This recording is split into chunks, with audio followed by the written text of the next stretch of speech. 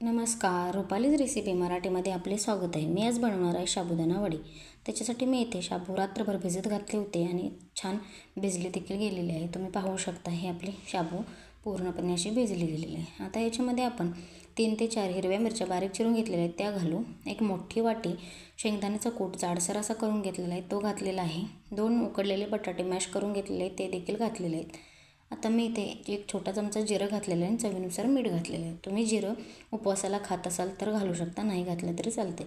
कोथिंबीर देखील तुम्ही उपवासाला खात असाल तर घालू शकता। कोथिंबीर घातल्याने देखील आपले वडे छान चविष्ट असे लागतात। हे अशा पद्धतीने आपण आता हे मिक्स करून घेणार आहोत। आता हे वडी थापता येतील इतपत हे छान असे मिक्स करून याचा गोळा बनवून घ्यायचा आहे। आता तुम्ही पाहू शकता हे असे वडी थापण्या इतपत आपला गोळा तयार झालेला आहे आणि अशा पद्धतीने आपण आता ह्याचे वडे थापून घेणार आहोत।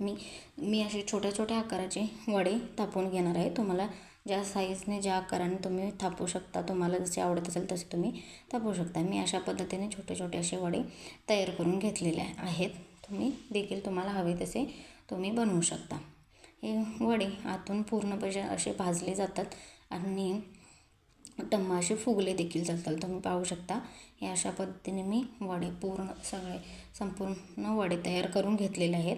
तुम्ही देखील असेच बनवू शकता। आता हे आपण तळून घेणार आहोत। त्याच्यासाठी मी तेल गरम करत ठेवले होते। तेल आपले छान असे गरम झालेले आहे।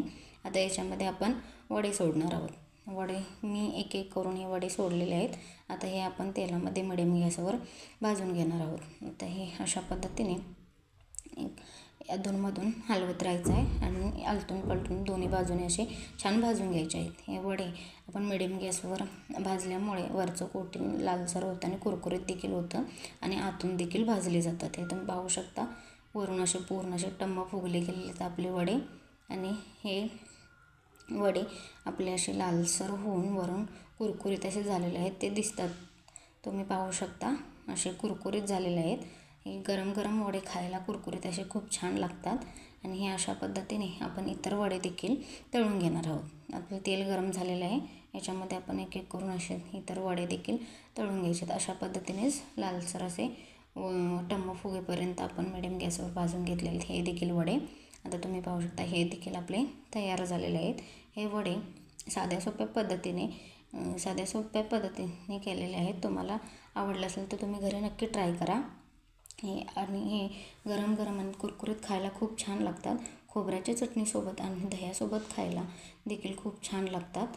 तुम्हाला हे वडे असे टम्म फुगलेले आणि कुरकुरीत खायला खूप छान लागतील।